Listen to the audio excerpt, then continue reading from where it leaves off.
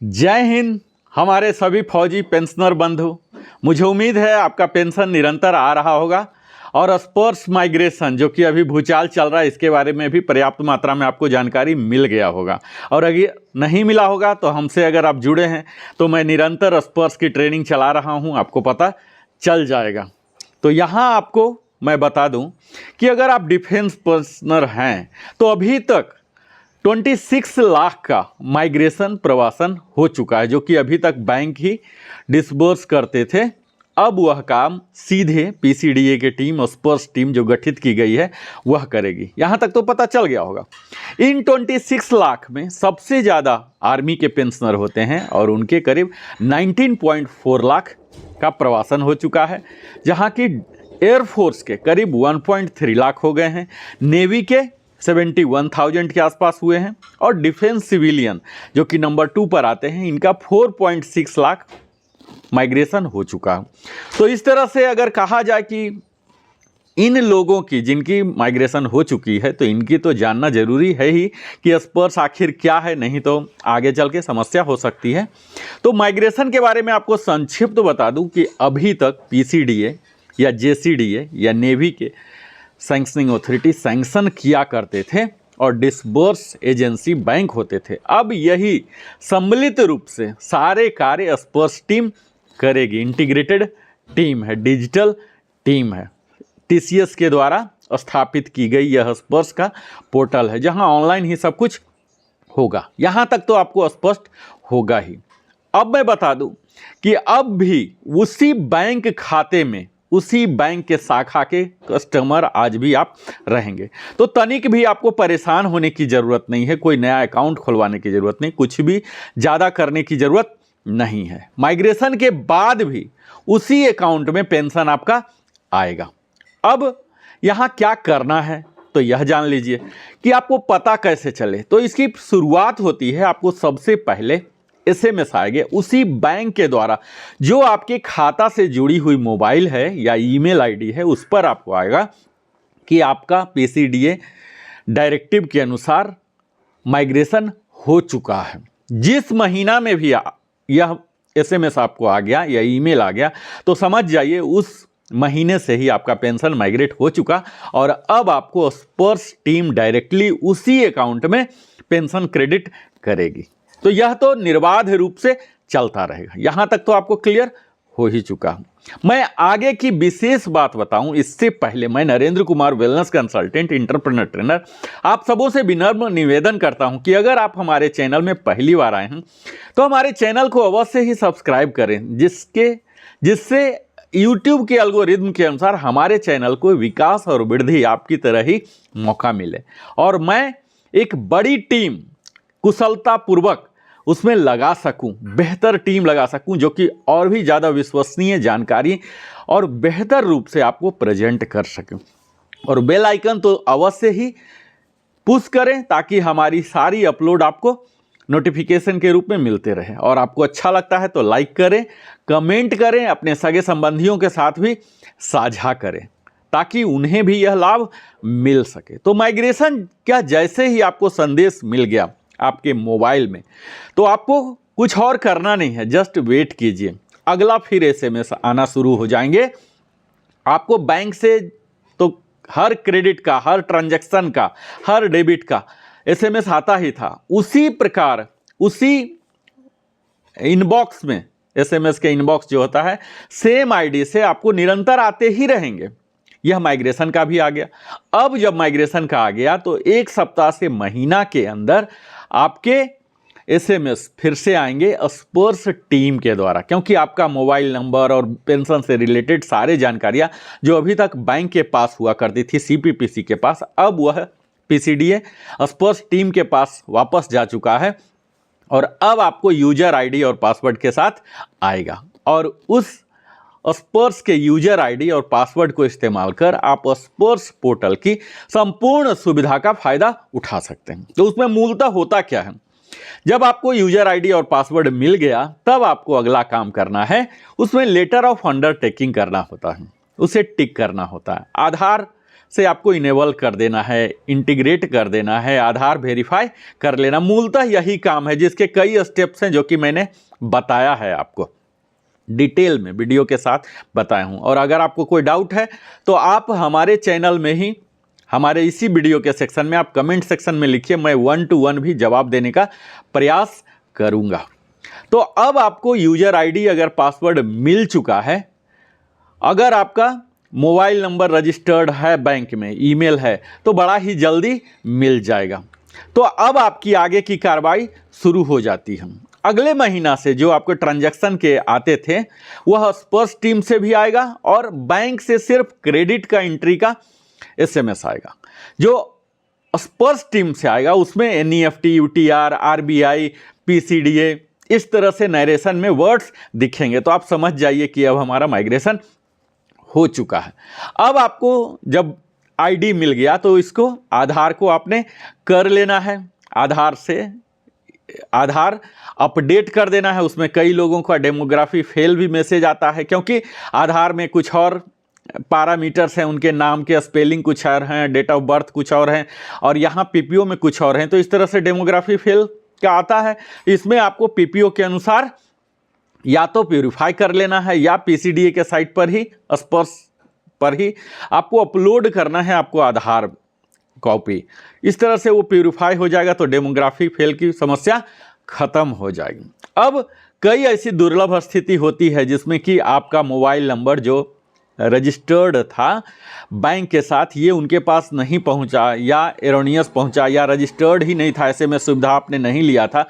तो उन स्थिति में आपके पास यूजर आईडी और पासवर्ड नहीं पहुंच पाता है। तो ऐसे हाल में क्या करना है, आपको स्पर्श के ही जो spurs.defensepension.gov.in जो पोर्टल है, इसी पोर्टल में आपको जाना है। और जैसे आप स्पर्श का होम विंडो जो लैंडिंग विंडो है वहाँ जाएंगे, एक पॉपअप विंडो अलर्ट विंडो के रूप में आता है, उसमें ओके कर देंगे तो वह हट जाएगा। और उसी में आपको आइडेंटिफिकेशन स्टेटस, माइग्रेशन स्टेटस सब कुछ पता करने के लिए क्लिक हेयर एक ब्लू लिंक है, उस लिंक को क्लिक करें और फिर एक अलग स्क्रीन आ जाता है। स्क्रीन में आपको सेलेक्ट करने होते हैं जो पर्सनल नंबर, सर्विस नंबर हैं, रेजिमेंट नंबर हैं, अकाउंट नंबर हैं, जो EPPO हैं या स्पर्श EPPO। तो स्पर्श EPPO ऐसा मान रहा हूं कि माइग्रेशन हुआ या नहीं, तो पता नहीं है तो स्पर्श EPPO आपके पास नहीं होगा। कई लोगों को हो सकता है कि EPPO ना मिला हो, तो यह EPPO भी 12 संख्या का होता था। पहला 3 संख्या जो कि हर वीडियो में बताते रहा हूं, पहला 3 वीडियो आपके रेजिमेंट को, रिकॉर्ड ऑफिस को दर्शाता था। 3 नंबर के बाद जो 4 नंबर होते थे उस ईयर को दिखाता था, और लास्ट 5 नंबर PPO का प्रोग्रेसिव नंबर होता था। सेम फिलॉसफी यहाँ स्पर्श PPO में भी लिया गया है। पहला 3 नंबर आपके रिकॉर्ड ऑफिस को दिखलाएगा। इस पहला 3 में से पहला नंबर आपके आर्मी, एयरफोर्स, नेवी क्या है यहाँ भी दर्शा देगा। तो आपको सेम फिलॉसफी, अगर EPPO के फिलॉसफी से आप अवगत हैं तो स्पर्श PPO लगभग उसी को फॉलो कर रहा है। पहला 3 रिकॉर्ड ऑफिस सर्विस पता लग जाएगा, नेक्स्ट 4 जो है आपके ईयर हो जाएंगे, और अंतिम 5 जो है ये आपको प्रोग्रेसिव नंबर दिखाते हैं PPO का। इस तरह से यह 12 नंबर का PPO नंबर आपको दिखेंगे जब आप सेलेक्ट करेंगे, या तो अपने सर्विस नंबर, अकाउंट नंबर या EPPO नंबर या स्पर्श PPO नंबर। यहाँ सेलेक्ट कीजिए लेफ्ट साइड में ड्रॉप डाउन मेन्यू से, और राइट साइड में टेक्स्ट बॉक्स में आप इंटर कीजिए। जैसे सबमिट करेंगे कैप्चा के साथ आपको पूरा डिस्प्ले आ जाएंगे।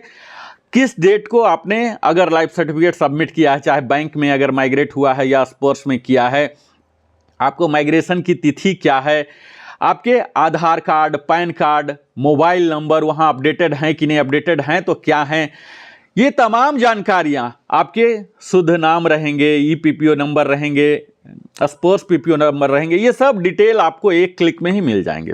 अब यहाँ अगर आपको माइग्रेशन हुआ है, यूजर आईडी पासवर्ड नहीं आया है, तो आप यही 12 नंबर का स्पर्श PPO वहाँ से नोट कर लीजिए, अपने डायरी में रख लीजिए। और इसी में अगर आप रेगुलर पेंशनर हैं, सर्विस पेंशनर हैं, तो 01 ऐड करके, यानी कि यही 12 नंबर का जो स्पर्श PPO होता था अब 14 डिजिट का बन जाएगा।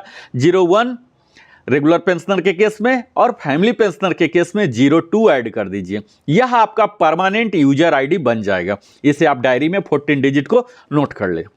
अब इसी को लेके स्पर्श पोर्टल में लॉगिन विंडो में जाएं, लॉगिन जैसे करेंगे तो आपको तो पासवर्ड है ही नहीं, तो फॉरगेट पासवर्ड वहाँ लिंक है, फॉरगेट पासवर्ड लिंक को इस्तेमाल करें। वहाँ कुछ पूछी जाएगी आपसे, आपको मोबाइल रजिस्टर्ड तो होना ही चाहिए, और जिन लोगों का मोबाइल रजिस्टर्ड नहीं है तो वहाँ रजिस्टर मोबाइल करने का भी प्रावधान दिया हुआ। तो पहले तो आप रजिस्टर मोबाइल कर लें अपने पोर्टल में, और फिर उस पर OTP आता है, तब पासवर्ड भी चेंज कर लीजिए। बड़ा ही सिंपल स्टेप्स है। तो इस तरह से अब आप मालिक हो गए हैं, यूजर ID आपको मिल गया, पासवर्ड मिल गया। अब सक्सेसफुल लॉगिन करके आप लेटर ऑफ अंडरटेकिंग दे दें, जिसमें कि मूलतः यह पूछा जाता है, कंसेंट लिया जाता है कि अगर ओवर पेमेंट इरोनियसली हो जाता है तो हम डेबिट करने को हक रखते हैं। यह हक बैंक भी लेती थी और यही स्पर्श टीम को भी देना होता है। डिजिटली आपका काम सब हो रहा है, आपका OTP से हो रहा है, आधार में लिंक्ड जो मोबाइल नंबर है वहाँ से, UIDA के जो रिपोजिटरी हैं वहाँ से डाटा आपके लिया जा रहा है। तो डाटा लिया जाए या नहीं लिया जाए, इसके लिए भी सीडेक के साइट में जाके आपको E-साइन, E-वेरीफाई करना पड़ता है। तो ये 2 एक्टिविटीज़ होते हैं, ये दोनों एक्टिविटीज़ पहली बार ही करना होता है। ये दोनों अगर आपने कर लिया, लेटर ऑफ अंडरटेकिंग और आधार को लिंकिंग कर लिया, तो अब आप अधिकृत हो गए स्पर्श पेंशन पोर्टल के सभी कार्यों को करने के लिए, लाभान्वित होने के लिए। अगला कार्य आता है लाइफ सर्टिफिकेट। लाइफ सर्टिफिकेट जैसा कि हम सब जानते हैं, यह एक वार्षिक एक्टिविटीज होता है। स्पर्श में यह सुविधा दिया गया है कि जब आप पिछला जमा करेंगे उस समय से 1 साल बाद, यानी कि आप आज जमा कर रहे हैं तो कोई ज़रूरी नहीं है कि नवंबर तक ही, इन कन्वेंशन को खत्म कर दिया गया है। ट्रेडिशनली नवंबर मंथ में होता था, लेकिन अब आप जब भी जमा कर रहे हैं, और लाइफ सर्टिफिकेट जमा करने के कई तरीके हैं, मैं हमेशा वीडियो में बताते रहा हूं। पहला तो यही है कि स्पर्श पोर्टल में ही लॉगिन कर लें, और अगर आपके डिवाइस है फिंगर स्कैनर लगा हुआ या आई स्कैनर लगा हुआ तो वहां से आप कनेक्ट कर सकते हैं। इसके साथ आप फेस ऐप्स, आज हम लोग सब लगभग हर लोग स्मार्टफोन यूज कर रहे हैं, स्मार्टफोन में भी आप फेस रीडर है, जीवन प्रमाण का ऐप है, ये आप डाउनलोड कर लें। वो भी बड़ा ही सिंपल है, शुरू में थोड़ा सा परेशानी होगा। मैंने वीडियो दिया है कि किस तरह से फेस ऐप्स, जीवन प्रमाण फेस ऐप्स के द्वारा अपना लाइफ सर्टिफिकेट, तो मिनट के अंदर आप खुद भी अपना कर सकते हैं। कुछ स्टेप्स लंबा आपको शुरू में लगेंगे, और एक बार सीख जाएंगे तो आप अपना भी लाइफ सर्टिफिकेट सबमिट कर सकते हैं और दूसरे का भी कर सकते हैं। तो यह घर बैठे ही, कहीं जाना नहीं, लेकिन यह ध्यान देना है कि आपको इंडियन ज्योग्राफिकल कंडीशन में ही रहेंगे तभी यह काम करेगा। अगर विदेश में है तो उसका अलग प्रोसीजर है, अलग वीडियो में मैं बताऊंगा। तो तत्काल लाइफ सर्टिफिकेट आप जमा कर दें, और फिर तसल्ली बख्श रहकर आप निर्बाध रूप से, आपको पेंशन जैसे अभी आ रहा था उसी तरह से आते रहेगा। यहाँ स्पर्श पेंशन पोर्टल में जैसे बैंक के पेंशन पोर्टल होते थे, उसी तरह से यहाँ भी इनके पोर्टल हैं, जहाँ की आपको पेंशन स्लिप, पेंशन से संबंधित सारी जानकारियाँ आपको मुहैया की जा रही है। इसके साथ ही यहाँ सिटीजन सर्विस सेंटर भी हैं, स्पर्श के सर्विस सेंटर भी हैं, जहाँ फ्री ऑफ कॉस्ट आपको सेवा दी जाएगी। और यह सेवा का समय होता है सुबह 9 बजे से लेकर शाम के 6 बजे तक। 5 दिन ये सेवा सेंटर काम करते हैं, जो कि मुफ्त सेवा आपको मुहैया कराएगी। इसके साथ ही स्पर्श टीम का PCDA का टोल फ्री नंबर भी है, आप अवश्य नोट करें, 1800-180-5325। तो इस पर भी आपको लाइन मिलेंगे। और इस तरह से आप स्पर्श में निर्बाध रूप से, हालांकि बैंक का जो आनंद था, आप बैंक के स्टाफ से जाके इंटरेक्ट करते थे, न कि पेंशन से रिलेटेड, और भी अपने अकाउंट से रिलेटेड, लोन से रिलेटेड कई तरह की वो सुविधाएं देती थी। वहाँ आपको कहीं न कहीं थोड़ी सी ह्यूमन टच के अगर आप अभ्यस्त रहे हैं तो इस चीज़ की थोड़ी सी कमी होगी। पर हम कर क्या सकते हैं, डिजिटल इरा है, हम डिजिटली माइग्रेट हो रहे हैं।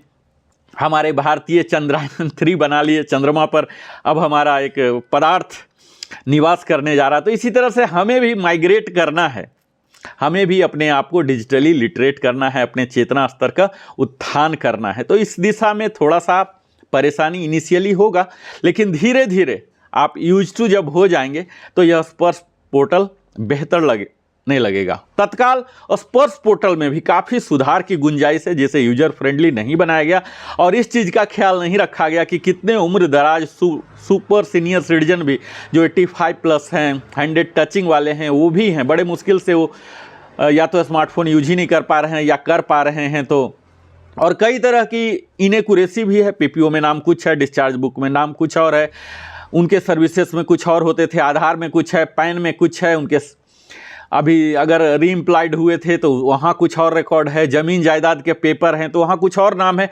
तो अभी तक भारतवर्ष में इतना प्यूरिफिकेशन हुआ नहीं है, अभी तक डिजिटलाइजेशन इस तौर पर नहीं हुआ कि सारे डॉक्यूमेंटेशन को एक कर दिया जाए और हर जगह यही नाम रखा जाए। तो अगर नाम में डिफरेंस हो रहा तो डिजिटली यहाँ परेशानी होती है लोगों को। आधार में ही कुछ और नाम है, पैन में कुछ और नाम है, डीएल में कुछ और नाम है, कहीं एक्सपेंडेड नाम है और कहीं शॉर्ट में नाम है। तो इस तरह से कई तरह से परेशानियां हो जाती है। विशेषकर तब परेशानियां और बढ़ जाती है जब यह स्पाउज की बात होती है, यानी कि हमारे फैमिली के, उनके डेट ऑफ बर्थ कुछ और है, स्पेलिंग कुछ और है, शादी के बाद नाम बदल जाते हैं। तो इस दिशा में एक ठोस कदम उठाने की जरूरत है स्पर्श टीम को कि इस समस्या को किस तरह से सुलझा रहे हैं। कई पुराने पेंशनर भी हैं और कई फैमिली पेंशनर हैं, उन्हें भविष्य में परेशानी आएगा या कुछ लोग को अभी भी परेशानी आ रहा है इम्प्योरिटी के कारण। तो इसे प्यूरिफाई करने के लिए जल्द से जल्द लेना चाहिए, जिसके कारण वो लाइफ सर्टिफिकेट से भी वंचित हो जाते हैं, डिजिटली वो सबमिट नहीं कर पाते। तो यहाँ आपको मैं बता दूं कि यहाँ कुछ आपको संक्षेप में बता दूं कि जैसा कि हमने बताया कि आपको password, forget password link use करना है। कहाँ? उसके लिए आपको माई प्रोफाइल में जाना है स्पर्श पोर्टल में और चेंज पासवर्ड और अप्लीकेबल, जिस तरह से आपको स्क्रीन आते जाएगा इस तरह से करना है। फॉरगेट पासवर्ड आपको यूज करना है। यहाँ पर आपको पहला तो यही है कि पोर्टल में जाके फॉरवर्ड पासवर्ड यूज कर लीजिए। उसके बाद स्पर्श का जो हेल्पलाइन है यहाँ पर भी आप कर सकते हैं। उसके बाद नियरेस्ट सर्विस सेंटर में जाइए, स्पर्श के सर्विस सेंटर में या कॉमन जो सीनियर सिटीजन का होता है उसमें जाइए। तो इस तरह से, और यह जो स्पर्श पोर्टल है 24/7 काम करता है। तो यहाँ पर आप अपने हिसाब से, कई बार होते हैं कि काम नहीं कर रहा है तो आप इंतज़ार करें और उसके बाद करें। कई बार होते हैं कि हमें पता नहीं लगता हमारे आसपास कौन सा सर्विस सेंटर है, तो आप गूगल भी कर सकते हैं। और स्पर्श में भी मीनू दिया हुआ है सर्विस सेंटर लोकेटर, आप लोकेटर मीनू में जाएं, वहाँ अपने जगह का नाम टाइप करें और देखें, वहाँ से आपको रिलेटेड दिखा देगा, गूगल लोकेशन से भी कनेक्टेड है। सर्विस सेंटर से भी कर लीजिए, लेकिन सर्विस सेंटर जाने से पहले एक चीज़ का आप अवश्य ही ध्यान दीजिए कि आपके पास रजिस्टर्ड मोबाइल नंबर RMN साथ में होना चाहिए, जो कि अकाउंट से लिंक है और वही माइग्रेट हुआ है, क्योंकि OTP उसी पर आएगा। और मैं आप सबों को सलाह दूंगा कि आधार में जो मोबाइल नंबर है रजिस्टर्ड, अगर नहीं है तो करवा लीजिए, और जो आधार में है वही अकाउंट में करवाइए और वही फिर स्पर्श में भी जाएगा। तो इस तरह से आपको जिस